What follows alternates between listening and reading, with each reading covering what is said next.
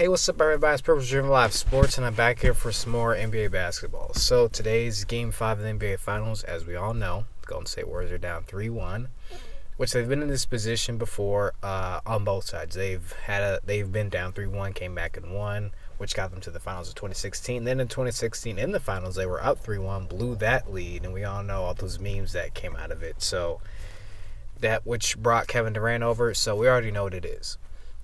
This is my NBA Finals breakdown for Game 5. But I have this is some crazy news. This has developed over the past day since practice on Sunday. But Kevin Durant has officially come out and said he's probably going to play in Game 5. Now, for my breakdown, I'm going to tell you all the things, and I'm going to tell you why this really matters for both sides. Because this is huge. I already told you guys in the last video, I thought everybody kept saying that Kevin Durant didn't have a great workout, which I thought was, as much as it might have been true, I thought it was kind of misleading because I think the workout was closed off. So, and plus, it's also misleading because it's his first time really working out, getting back on the court, doing drills and those type of things, and scrimmaging. Because, of course, when you have a calf injury, you're not really running around. You're really just doing probably standing stuff. And I just always thought it was misleading. But he practiced yesterday. He did come out and have ice on his lower calf, but that's expected because, of course, it's going to be sore because you're going through all these workouts, all this walkthrough stuff with the team. But this is so big for the Warriors. And I said that they need to control what they can control. And to me, this is so big for them because their rotations now, it's going to be so drastically different because now I believe you can have at least two scorers on the court because you can rotate it like this. You could have Steph, Clay, Kevin, and DeMarcus, or you could have Steph and DeMarcus, or you could have Clay and DeMarcus, and then Steph and KD. And then you could throw Draymond in one of those two types of options that you can, run and stuff.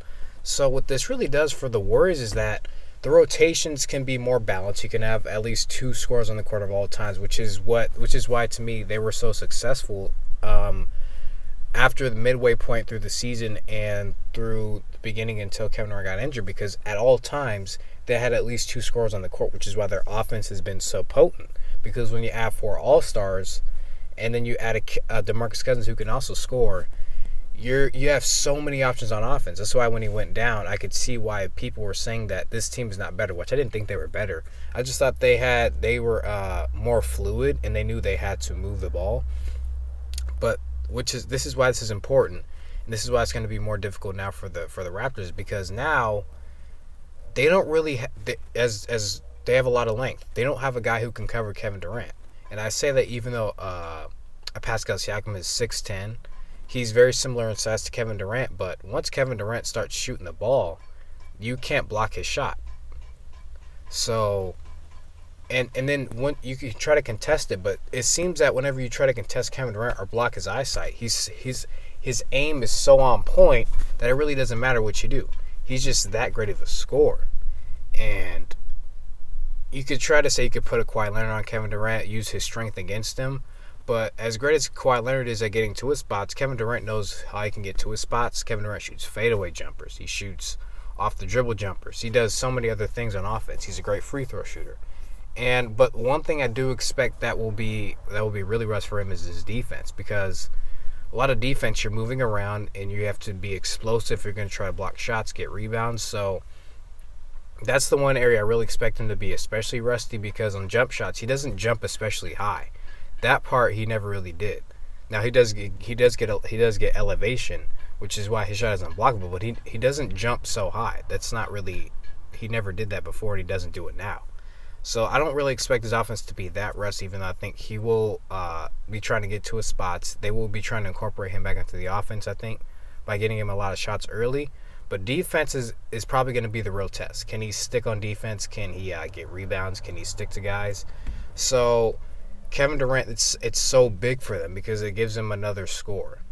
So, to me, what kind of happened, which is kind of why it's weird, is to me, I think the Warriors kind of they were talking about being confident. They stayed focused on, we've been on both sides of this before. We can come back. And they kind of stopped, to me, listening to what the outside news was. And then when Kevin Durant got around to it, then they started talking about it more. They didn't go into it thinking, oh, Kevin this, Kevin that, even though I did hear a lot of stories. I did see some of the press conferences when they would ask him questions, but their answers seemed more focused, and they weren't whining about it. They seem more whining before. They're not whining about it, which I can see differently now in the past few days. This is great for Steve Kerr because what's been his trouble is you have to have Steph and Clay on the court at all times because a lot of your bench players are not like guys who come off the dribble and score. So now that you have a Kevin Durant back, he can kind of really set his rotations differently, even though you probably can't play a Kevin Durant 40 minutes because that could be catastrophic, even though I don't think so. When you have a calf injury, guess what? You can't run. You can't really stay in shape too much. So that's another thing is his conditioning, his defense. That's going to be the main thing. And you can probably expect for the Raptors to really test him on those ends of the floor, trying to get out in transition, trying to catch them out of position. That's going to be the thing. Now for Toronto, their defense is going to have to tamper down because now that this happens, Steph and Clay can really kind of get off now. Unlike when I thought Game 4 was really going to be the game that Steph Curry had a great game. I thought he would have like 35 or something because you get 47 without Clay, and you have such a great game like he did in Game 3. I thought Game 4 was going to be magnificent, but unfortunately it wasn't. So, but as we move on, Steph Curry to me it's not too much on him now at this point. Now he can now everybody's kind of got to play their role now. And I think to me this kind of signifies that Golden State can really come back if, Kevin Durant really does his thing. Even if he's not what he is, if he still scores like 24, to me that's enough.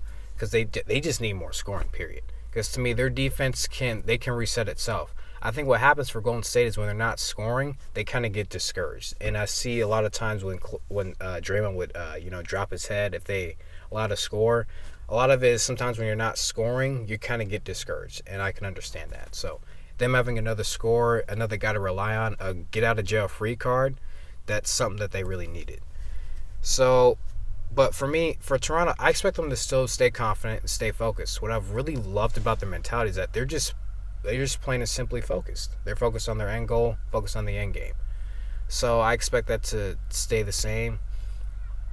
That's going to do it for my breakdown. This is Purpose Driven Live Sports. I expect the Warriors to win this game tonight, Game 5 of the NBA Finals. Thank you guys for listening. This was so fun to break down. I'll talk to you guys soon.